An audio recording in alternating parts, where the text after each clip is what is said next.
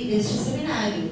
Eu vejo como muito, assim, muito bons olhos, muito mesmo. É a expansão, né, do interesse da área. Eu só queria, além de confirmar a professora que você está falando, que é muito bom, é que nossas parcerias, e se formos ver os nossos últimos eventos, têm sido com o Estado e com a Federação, com a USP e tal. Então, é muito bem-vindo que venha uma universidade privada com interesse nessa área, que esteja seriamente pensando em discutir e esteja nos convidando. E acredito que a participação do NCE é extremamente importante, a BP do NCE e a Morumbi, e mostra justamente isso, o próprio crescimento. E ser uma privada que vem também participar. Eu acho isso muito importante.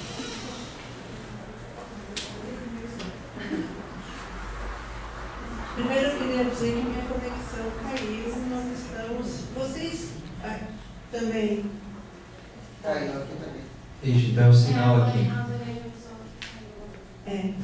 Bom, enfim, agora em relação a essa questão, eu pessoalmente acho que o espaço abrir-se, a gente não pode perder. Promover mais um evento de comunicação, esse ano acho que é importante, acho que vai marcar a nossa gestão, que já está chegando ao final, acho que a gente tem esse ponto parecido. TV também, né? Só não concordo muito com os argumentos, né? Eu acho que o fato de ser uma universidade particular e tal, não acho que isso seja É que eu vi no mérito particulares. E o olhar da gente é sempre aquele que, puxa, a USP faz tudo, ou então, para dar acesso a todos e gravar. Só para completar o meu pensamento, eu não acho que a gente deva concentrar as coisas na USP, eu sou pela abertura e tenho batalhado para isso, mas ainda continuo defendendo o público. Então, eu acho que nada contra fazer lá, mas acho que isso não pode ser um argumento. Só isso. Pois não é. Eu acho super válido qualquer iniciativa e o apoio da BPCom, mesmo sendo particular, pública, enfim, mas que tenha um olhar atento nosso, né, para que não se perca a essência do que a gente vem propor enquanto de comunicação. Daqui a pouco você promove o seminário, a gente entra como parceiro e não rola nada de comunicação lá no encontro, né, algo utilizado porque é moda do momento, marketing ou algo do tipo, né? Acho que só reforçar assim, que a gente, quando a gente apoia esses seminários, que a gente faça parte do processo de planejamento dessas ações, né? Que a gente esteja realmente envolvido, né? Eu entendo um pouco a preocupação da Cirene, não conheço essa universidade, enfim, né? Mas eu vejo quantas vezes algumas coisas vêm, né? Então, eu acho que... Só para somar aqui, por favor. Desculpa, eu sou Flaviane, sou de São Mateus, Espírito Santo. Então, eu acho que é válida essa preocupação, né? Mas eu acho que isso se esclarece quando a gente entende como é que é feita a parceria da associação na realização do seminário, né? E eu acho que também é um espaço para que a associação esteja presente, porque eu acho que é ela quem melhor fala sobre a comunicação aqui no Brasil. Então, se vai perder o espaço, vai perder o momento de estar lá e de falar, né, do que se pensa, né, de qual é o projeto. Né? Eu acho que a gente tem que ter esse olhar, né, para o evento, né, tem que ter todas as preocupações, mas eu acho que é o momento de abertura, né, de estar nesse espaço.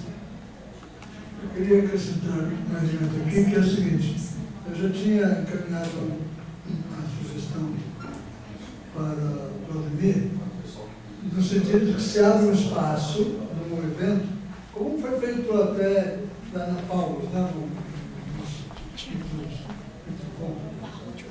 em que os associados, né, escreveram trabalhos. Então, houve um espaço de discussão de trabalhos, e aí nós estávamos pensando, não exatamente nas pesquisas, mas em trabalhos concretos de intervenção. Porque já que a universidade quer discutir a comunicação, eu não faria uma discussão só pelas teses, mas faria também por relato de experiências. Agora, eu acredito também que existe um elemento muito importante no cenário, que foram as 107 dissertações e teses defendidas sobre a comunicação no banco da CAPES, do ano 2000 a 2014, 2013. E que parte dessas teses possam ter espaço. Né? Então, nós estaremos chamando pesquisadores e agentes de comunicadores em projeto. Né? Isso seria para mostrar para a universidade que existe um campo prático e de pesquisa. Né? E aí nós temos condições de estar influenciando diretamente. Porque nós é que sabemos quais são as pesquisas e os nossos associados é que vão escrever sobre o trabalho. Professor Ismael, só queria completar uma coisa. Quando a iniciativa privada chama a uma associação como a BP do Com e o MCE para fazer uma parceria, eu acredito na seriedade dessa instituição. E nós, eu trabalhei 10 anos na iniciativa privada da educação, e a gente sente a necessidade de ter esse apoio, de ter essa garantia. Então, por isso que eu digo que é bem-vinda a iniciativa privada. Né? E acho que a BP do Com ela não existe só para o povo, para a educação. Eu só queria acrescentar também minha opinião com relação a isso que foi colocado pela Flaviana, desculpa.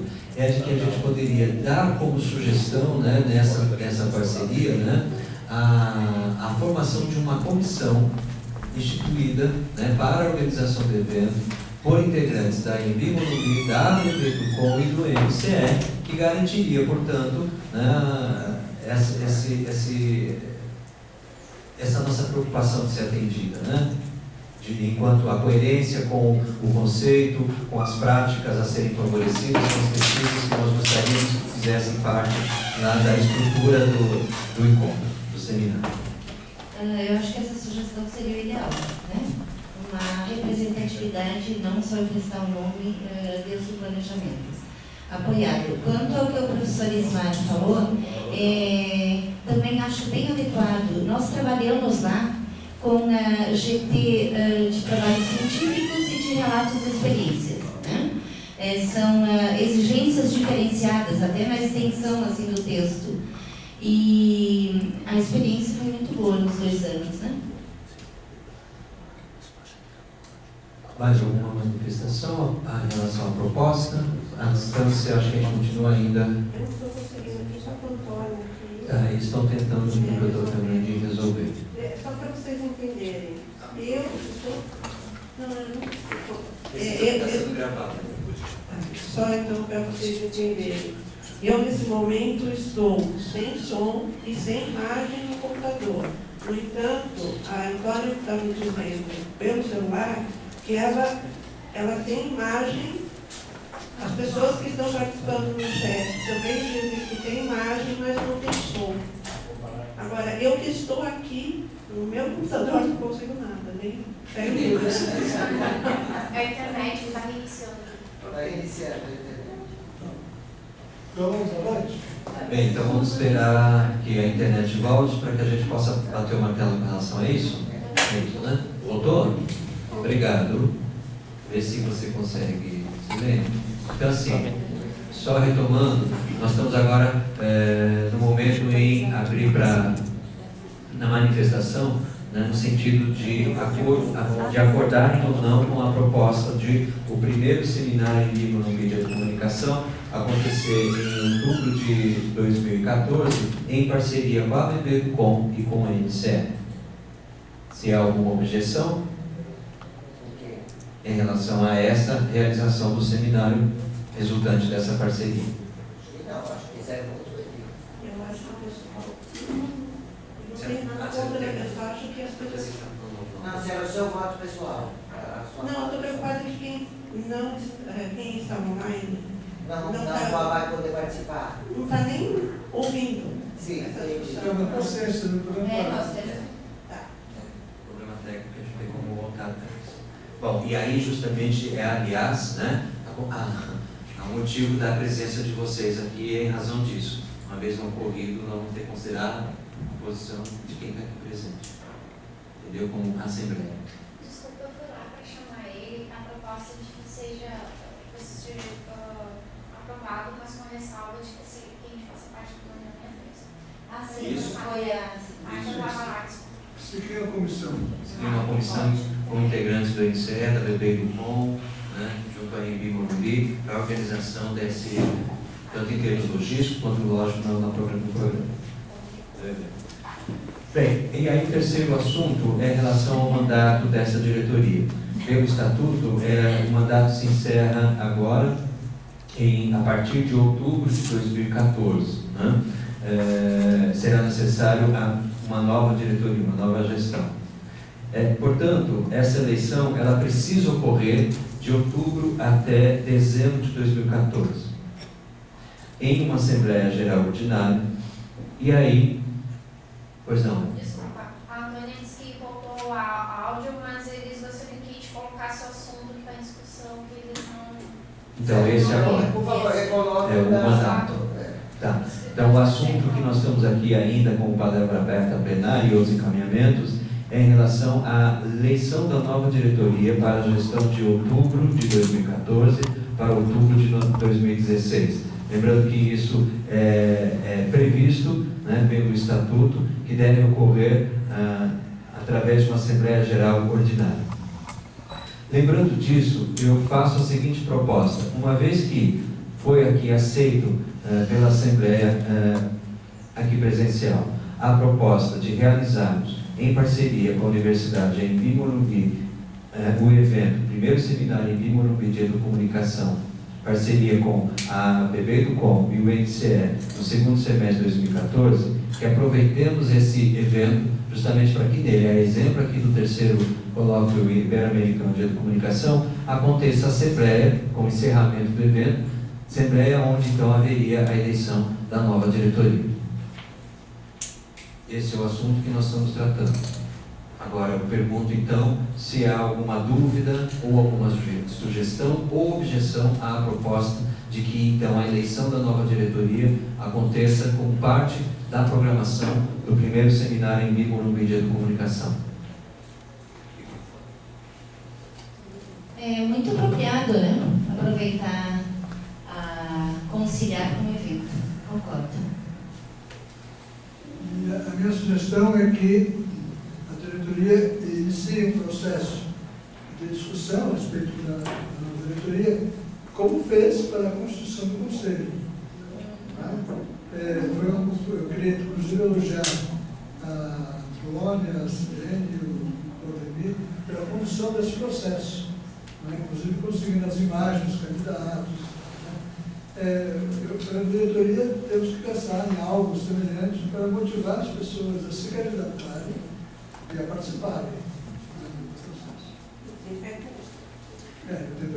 Então, seguindo aqui a proposta do professor Ismar, eu sugiro também que a gente organize uma comissão, a exemplo do que fizemos para o processo eleitoral para a constituição do Conselho Científico Deliberativo, uma comissão, né, para a organização desse processo de informação, né, dos demais associados sobre esse processo, a convocação para candidaturas e depois a aprovação dessas candidaturas e, enfim, uma vez aprovadas as candidaturas, a eleição na Assembleia.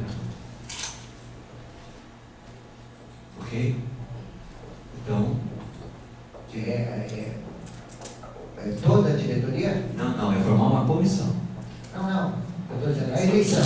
Ah, sim, a eleição toda a diretoria. Lembrando que não é boa pergunta. Eu vou só falar uma coisa. Então nós vamos montar a chapa. Porque é uma associação. Então, se houver uma chapa única, não tem voto, é chapa única. Não tem nem a eleição. Tem só a ratificação por aqui em Assembleia. Então, o que eu proponho é que essa comissão organize visando que haja inscrição de 2 chapas. Ou, se houver inscrição só de uma única chapa, porque tem que ser, diretoria é chapa, não é eu quero ser diretor de comunicação. Isso não existe. Agora tem que ter chapa. Então, se houver uma única chapa, e mesmo que seja a atual diretoria essa única chapa, não haverá eleição, haverá ratificação. Eu vou até pedir para o rapaz que está nos ajudando, se puder subir até aquele organograma onde a gente vê a diretoria, e pensei que a Juliana ia perguntar sobre isso, mas aproveitando, lembrando que a diretoria, então, é o quê? Não é o Conselho Fiscal, que tem uma outra gestão em outro período, tá? Não é... por favor, é para voltar. Eu vou para lá para o comecinho, lá para aqueles organogramas, só para deixar bem claro do que é que nós estamos falando em termos de eleição de uma nova diretoria. Por favor. Aí. Não é o Conselho Deliberativo, não é o Conselho Fiscal. São esses outros que nós estamos vendo aqui, da presidência, vice-presidência, secretaria executiva, secretário de finanças, diretor cultural, diretor de assuntos profissionais e diretor de comunicação. Então, portanto, Juliana, você está propondo chapas organizadas com esses candidatos a esses 7...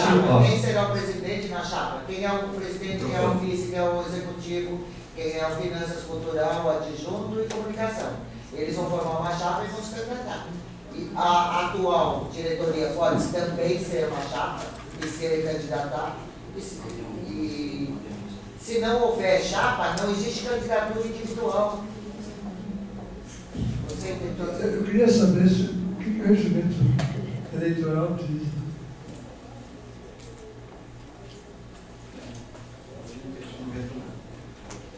Estão perguntando se que perderam os itens 1 e 2 podemos retornar. Tá? O regimento eleitoral, quem está, por favor, com o documento da ata que foi registrado no cartório? Isso, nós estamos com o regimento eleitoral aí. Só um minutinho, professor Ismar. Vamos ao regimento eleitoral. Para tomar cuidado, para não tomar decisão, vamos lembrar. Então, caberá ao Comitê Eleitoral, com autonomia e isonomia, convocar e realizar as eleições, bem como apurar e declarar o resultado nos termos do respectivo regimento.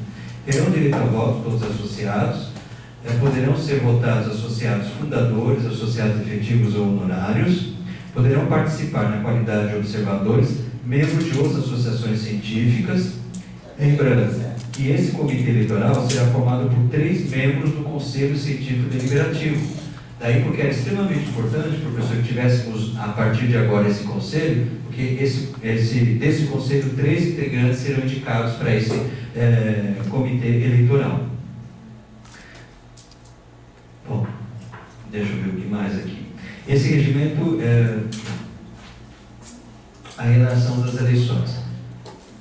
A eleição para a diretoria e conselho fiscal será realizada em Assembleia Geral, nos termos do Estatuto, observando a antecedência mínima para a obediência aos prazos. O Comitê Eleitoral terá no mínimo 30 dias antes do prazo mínimo de convocação da Assembleia,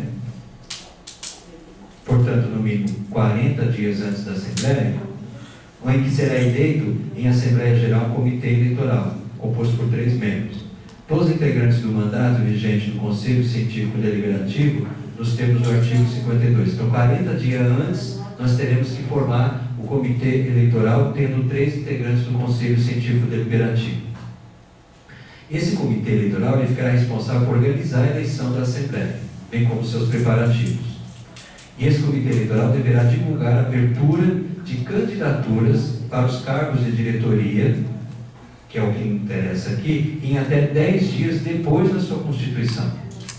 Portanto, eu estou entendendo aqui que quanto mais cedo nós convocarmos esse comitê, formarmos, né, esse comitê eleitoral, sendo constituído pelo menos por 3 integrantes do Conselho Científico Deliberativo, melhor vai ser para que esse comitê trabalhe na proposta desse processo. E a proposta a ideia é que sempre seja chapa. E que a própria diretoria hoje, vigente, consulte os seus diretores para ver aqueles que querem permanecer e se inscreva nessa eleição como chapa, a chapa da situação. Então, a minha dúvida é a seguinte: se existe obstáculo a isso, Não. porque o Estatuto fala de eleição, mas não fala de modalidade. Mas acho que essa comissão que define a modalidade. Agora, uma modalidade de associação é ser fechada. Tem aqui uma questão a respeito disso. Ó. Cada candidato apresentará sua candidatura para apenas um cargo da diretoria do Conselho Fiscal. Não se faz referência Mas na chapa. A cargo. É cargo? Cada candidato apresentará sua candidatura para apenas um cargo. Então, não é chapa. E aí a diretoria se constitui a partir das eleições. Por função, por cargo. E cada associado vota em 7 vezes. Exatamente, para cada função, como foi que nós fizemos para a diretoria que assumiu a primeira gestão. Então não é, aí respondendo a você, Júlio, então não é por chapa, é sim candidato por cargo, por função. Isso não impede que as pessoas se disputem. Claro, não, de jeito nenhum. Eu pensei que se você tem 3 chapas, por exemplo, é mais fácil mudar. Não. O Marcelo está pedindo a palavra, por favor. Passando. Não sei se até pela nossa distribuição territorial, como assim, né, essa organização de chapa poderia até, para as pessoas se organizarem, dificultar a eleição, né, sendo por cargos. Eu acho que ainda principalmente nesses momentos iniciais da associação seria um pouco mais interessante, até porque já consta, né, como maneira de eleição. Só acrescentar esse... Bem lembrado.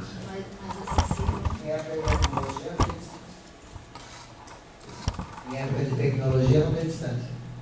Bem lembrado. E quem vai eleger esse comitê? Esses 3 do conselho? A diretoria, a assembleia? Não me ficou claro. Vamos ver se eu encontro aqui alguma definição. Eu acho que, por precaução, nós temos que designar. E a minha sugestão é que esses 3 membros sejam de São Paulo, porque nós temos pouco tempo de preparação. Respondendo ao professor Ismar, no artigo 5º, caberá à Assembleia Geral, né, será eleito em Assembleia Geral o Comitê Eleitoral. Então nós temos que indicar esse Comitê Eleitoral, composto por 3 membros, todos integrantes do Conselho Científico Deliberativo. Vamos lembrar quem então é de São Paulo para facilitar a organização desse processo, né? Como nós temos pouco tempo. A Lu, a Maria,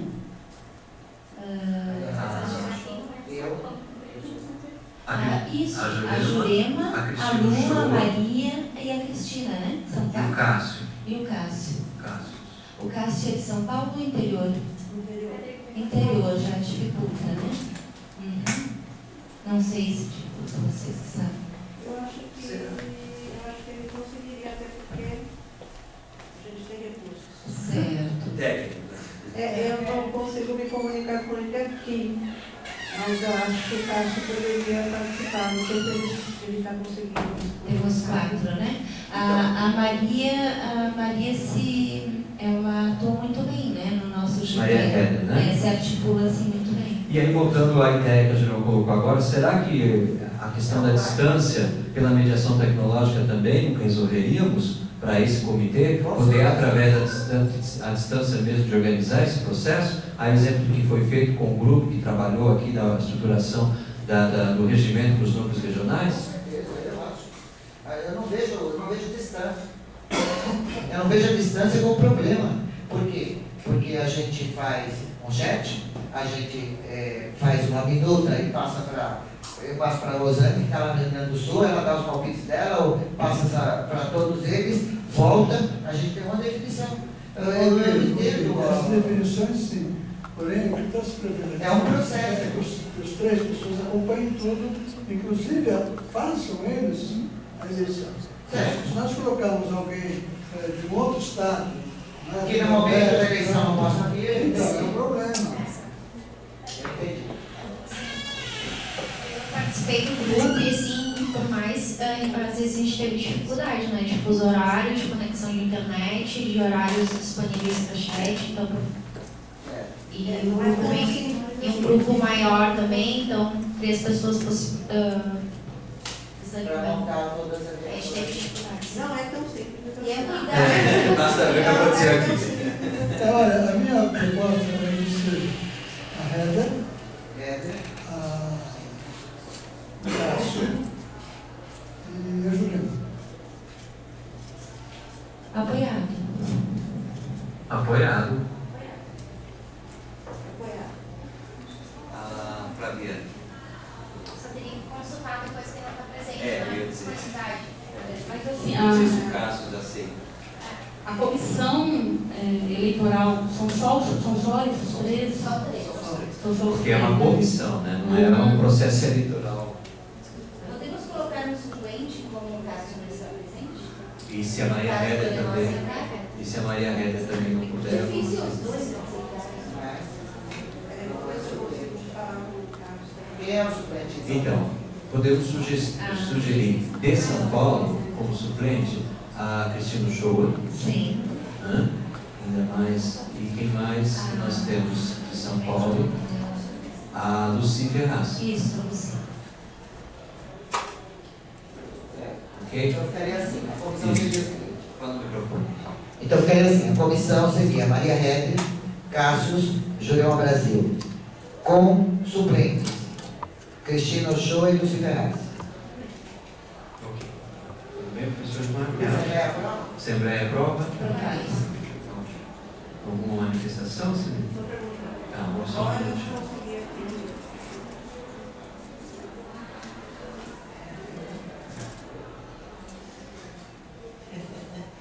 Quer dizer que caiu de novo. Vamos ver se tem. Vamos tocar então? Ah, não, agora temos que abrir a plenária para outros assuntos. Agora que vai começar. É. Ô professor, não diga isso, senhor.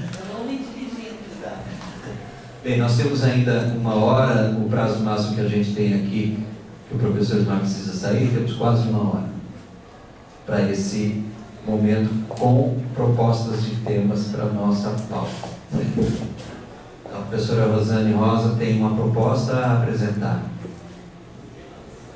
Apreciação de todos.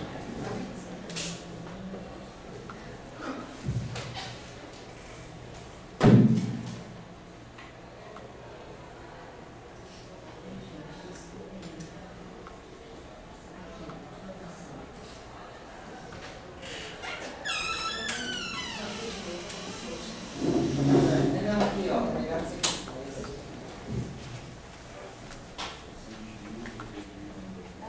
Então, pessoal, depois da aprovação então do regimento para a formação dos núcleos, né, regionais, pensamos em os núcleos que forem se organizando já numa política de formação, que esses núcleos possam tomar iniciativas para reunir seus associados. Não está pegando, né? Aqueles 5 ou mais associados e interessados também na temática, que já atuam, mas por um motivo ou outro ainda não são associados, né? Então, vocês viram lá no regimento que há bastante espaço para a autonomia da atuação dos núcleos, né? E sempre em diálogo, é claro, com a diretoria, com a associação, né? Para irmos crescendo com segurança. Então, aqui segue essa mesma linha. São linhas diretivas, né? Propusemos alguns pontos em comum para pensar um programa de formação desses diferentes núcleos, mas também vocês vão ver que há espaço para a criatividade, a singularidade das experiências, das práticas e dos interesses locais, né? Então, pode um pouquinho acima. Nós intitulamos essa proposta como Política de Formação Educomunicativa para os Núcleos Regionais da ABP Educom. Linhas diretivas. Pode passar. 1. Os núcleos regionais construirão suas propostas de formação contemplando... mas aqui está ruim de ler. Tá, isso. Dá um aumento aí, por favor. Contemplando as respectivas... Acima. Não estou vendo o primeiro item. contemplando as respectivas realidades, interesses e necessidades. 2. As propostas dos núcleos regionais serão concebidas a partir de áreas e bibliografias de interesse comum, né? Justo por aquela preocupação epistemológica. Quais seriam essas áreas em comum, mas que está aberto aqui para ponderação, sugestão, né? Palestras e debates para estudo do campo da educomunicação.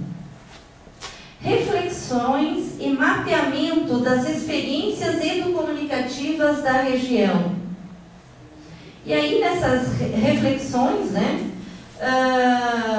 a possibilidade de se convidar líderes que coordenam práticas educomunicativas, né, na educação formal ou comunitárias, para compartilhar esses saberes, essas experiências. Experiência, prática educomunicativa. Sim, foi especificado no item abaixo, né? Experiência, prática educomunicativa com convite a uma liderança local, regional ou nacional. A outra é com foco no mapeamento. Conhecer o que está acontecendo na região, no nosso campo, né?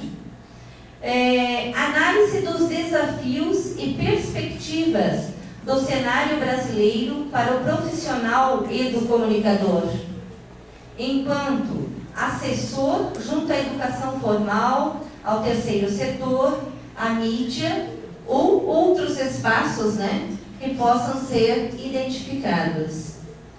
Então, essas seriam as linhas e temáticas, né, inicialmente pensadas. Neste item, acho que antes de passar para a bibliografia, né, vamos ver se alguém tem algo a acrescentar, a discordar. Tem uma pergunta. Eu só fiquei com dúvida na questão do palestras e debates. Porque palestra, a gente, assim, pelo menos a gente vem no movimento social, a gente nem trabalha muito assim, já trabalha, a gente falou da oficina, porque possibilita a questão de diálogo, né? Às vezes você vai lá palestrar e não permite que outros participem, esse é o processo comunicativo. Então, de repente, eu reveria ali a questão de palestras e incluiria e oficinas. Acho que eu não começaria com palestras, algo mais participativo. Veja bem, isso aqui não é doutrinário, entendeu? Quer dizer, sugestões, vai depender das circunstâncias. Se você, por exemplo, se você vai fazer uma parceria com o sindicato dos jornalistas, né?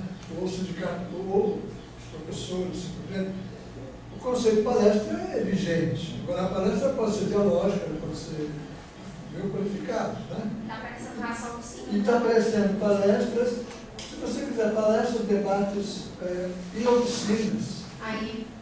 Ok, mas eu não terminaria palestras.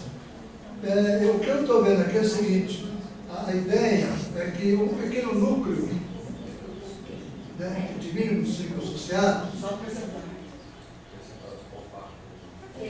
Depois de debates e oficinas. O que está se imaginando aqui é que um pequeno núcleo de até 5 associados, possivelmente tenha condições de estar dialogando com a Secretaria de Educação, estar dialogando com os sindicatos profissionais, na mídia, assim por diante, e vai aproveitar ocasiões para a promoção de conversas. Né? Conversa no espaço da universidade, na mídia, né? Por motivos outros. Né?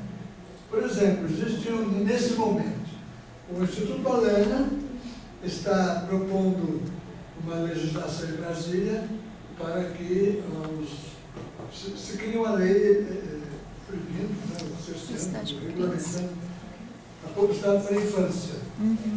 Enquanto isso, os publicitários estão distribuindo nas revistas semanais uma carta, publicando uma carta, dizendo que são contra isso, que isso é censura, e que eles são suficientemente adultos e cívicos, eles sempre vão cuidar das crianças, não tem um que se preocupe com isso.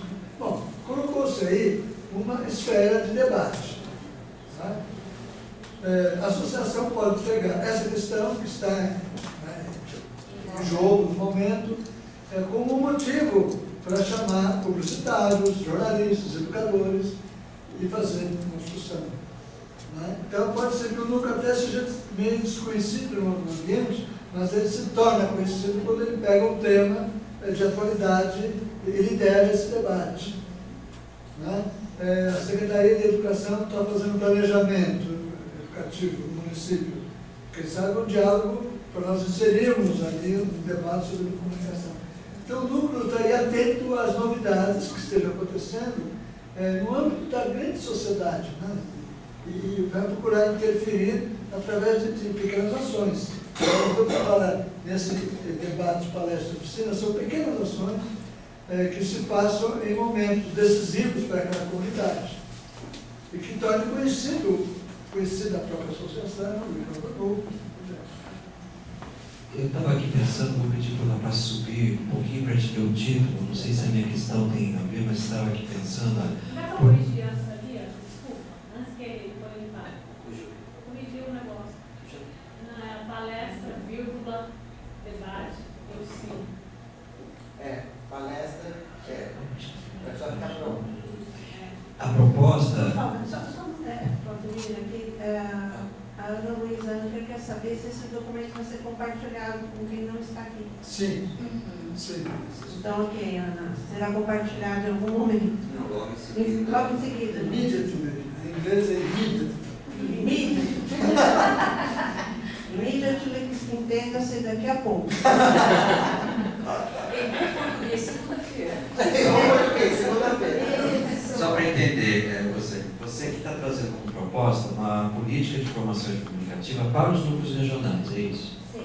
Então, antes que ela seja executada, será necessário que esse núcleo se estruture, seguindo todo esse processo que nós acabamos de definir, é isso? Sim. Antes disso, então, não há... Isso é oportuno exatamente porque hoje a gente já provou. E tem regiões aí... Tem regiões aí bem articuladas, né? Que só falta formalizar mesmo a questão do núcleo. E já, antes mesmo de formular o núcleo, já estavam nos provocando para isso, né? Então, na verdade, já dá munição, já dá elementos para existir, né, de fato. Ótimo, porque a preocupação minha é que se isso não ficasse a depender desse movimento anterior de articulação regional para que daí viabilizasse a proposta de formação. Se não é assim, eu não vejo impedimento. É a faca e o queijo. Isso, simultaneamente. Tu te comunicativo. forma e já pensa no planejamento das ações, né? A projeção. Vamos voltar, por favor, voltar ao texto, obrigado. Se dá mais alguma outra questão, então. Acho que nesse ele está pronto.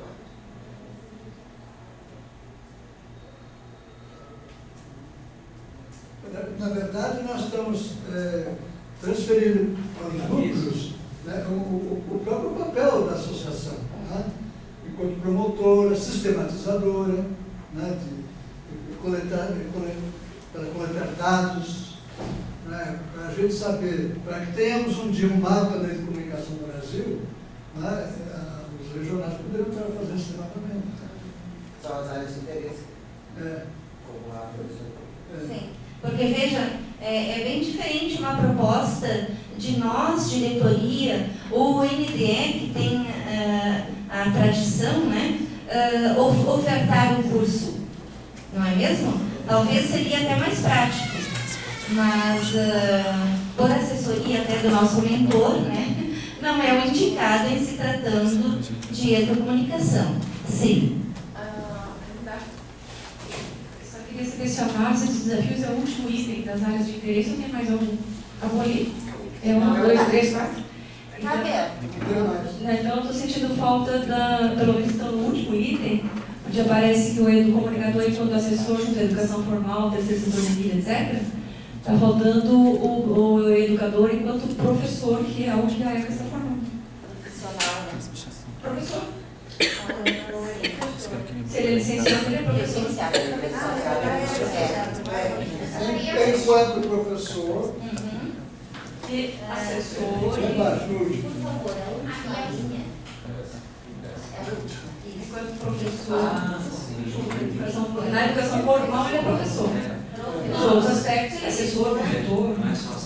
Ou poderia colocar na educação escolar e não escolar, né? A gente até tem usado na educação escolar, muita questão da educação escolar e não escolar, porque todos os processos são o segundo que poderia seria, enquanto educador do ensino formal e não formal.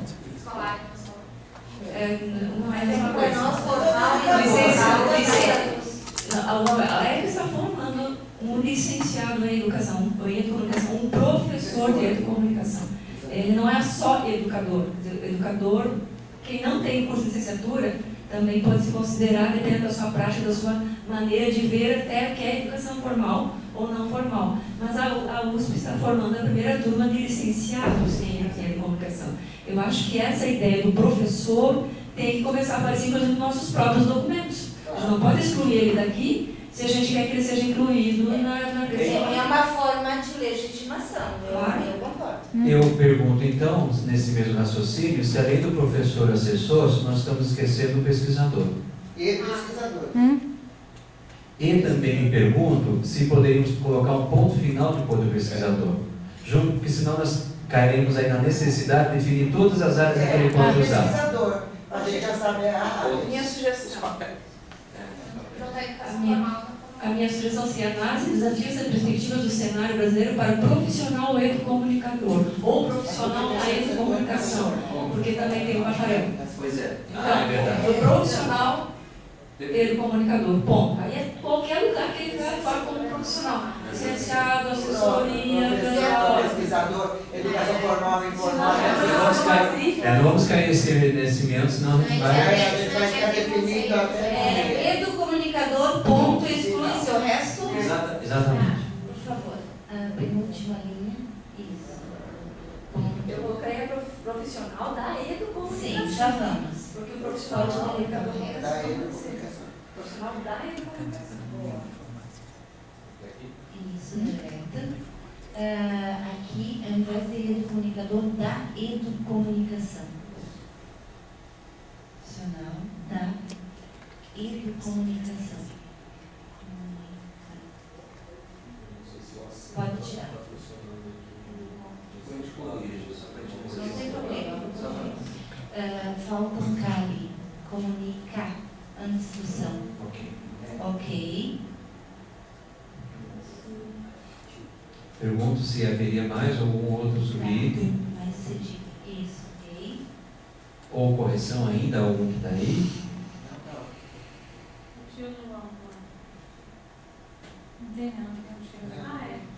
Tá. Ok, gente? Bem, então Tá.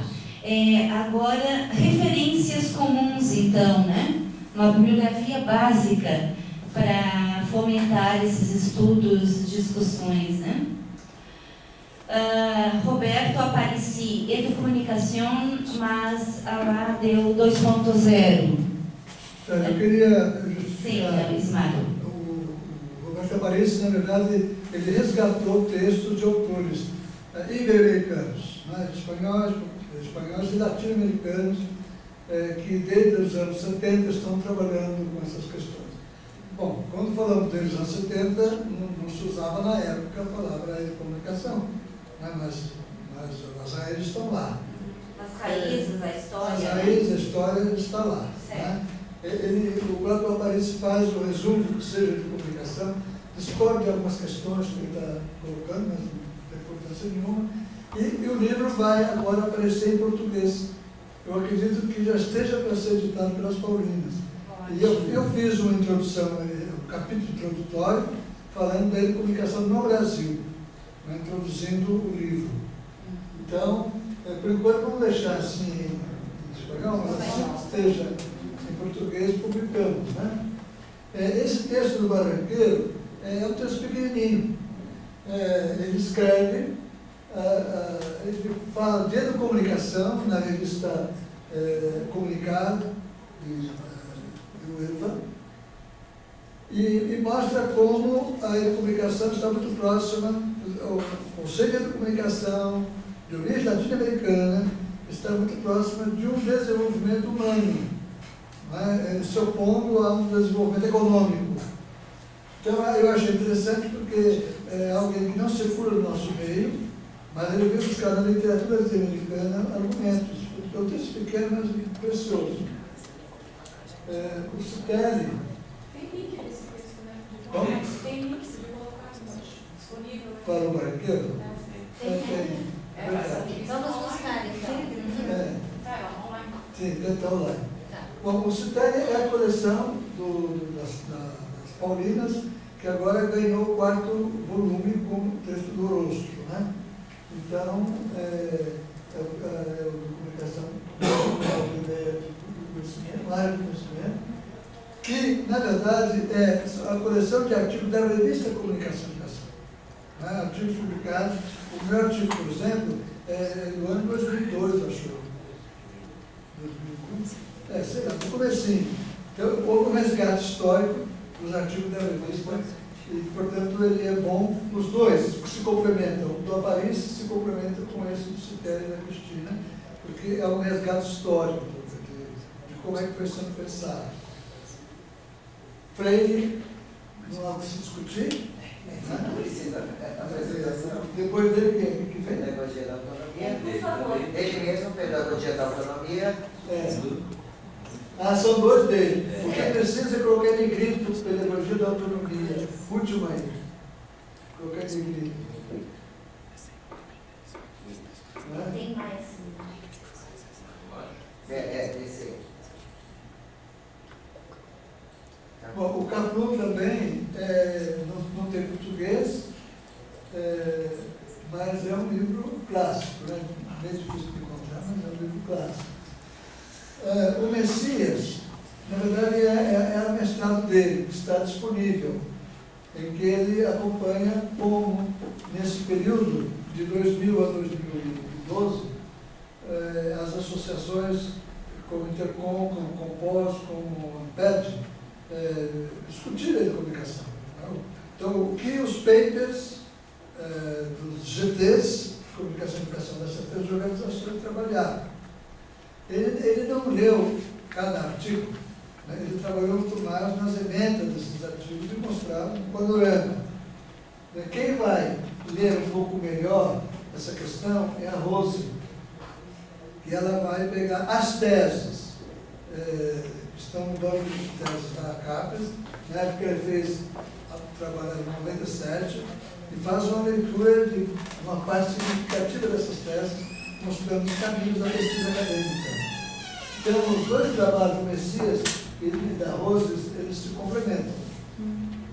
Né? E a Rose faz entrevista com 3 pesquisadores, que é o Jorge Guergo, da Argentina, que é o Braga e que é o Soares. Ela não discute, ela não conseguiu fazer um estudo comparado entre os 3. Ela deve fazer isso em artigos posteriores. Né? Mas, Ismael, ela fez isso num artigo aqui, foi colocado só a tese dela. Sim. Depois ela fez um recorte e fez esse comparativo. Então, se puder entrar, então... Acrescentar, ok. E aqui também colocar um link para a tese. É muito interessante a tese dela, sim, porque ela permite ver, especialmente se formos falar com pesquisadores, educadores e tal, né, e mostrar a presença da educomunicação. E aí, o que eu me lembro é que nesse período foram produzidas 500 dissertações e teses sobre comunicação e educação, genericamente. E sobre educomunicação foram, até o período que ela fez, 97. Mas era um conceito novo, que começa em 2000 a ser objeto de trabalho. Primeiro esse moço aqui, né? Eu lembro, não sei se o título de publicação estava... Foi a Liana Gottlieb, né, e o Claudemir, os 2 primeiros que usaram a palavra de comunicação, o título do cabeçalho, o título do seu trabalho. Bom, então, ok. Depois a Sartori, que está aqui presente, a Salete, que está nos concepção dialógica das novas tecnologias, de comunicação, dos sistemas comunicativos. É um artigo interessante, porque ele toma alguns conceitos chaves da comunicação e confronta isso com as novas tecnologias. Né? Esse artigo acho que foi publicado na PUC, não foi? Você lembra? É. Não, foi nesse seminário mesmo e depois foi publicado pelo próprio Valenciano. Coloca Internacional Paulo Freire. Então, Recife. Nesse evento, daí o Valenciano publicou no site do Valenciano. Depois segue meu livro e alguns artigos meus dos tempos passados. Né? Que eu acho muito importante, né? O Ismael vai defender as publicações dele, né? Mas das muitas, eu acho que está bem representado, né, Ismael? Eu acho muito densa de comunicação, campo de mediações, gosto muito desse artigo. Trabalho com os alunos, também vejo que provoca uma rica discussão. E ali também a questão de recuperar as tradições do campo, né? E o livro também nessa correlação com o ensino médio inovador, né? Traz todas as áreas, né? O conceito, as áreas de intervenção e também a relação com essa política pública. Então, penso que esses 3 artigos, para não colocar todos... Eu usei o Genésio, ele está sendo lembrado aqui, porque ele fez um trabalho muito interessante. Né? Ele defendeu até 2004, ele pegou as organizações não governamentais, que sob a coordenação do Instituto Ayrton Senna, trabalhavam com comunicação e participação, né, com mídia e educação, coisa do gênero. Ele foi identificar a metodologia das organizações que se declaravam educomunicativas. Então, ele faz todo o trabalho que nós chamaríamos hoje a pedagogia da educomunicação. Né? Quais são os elementos metodológicos do processo educomunicativo? Bom, aqui estão excluídos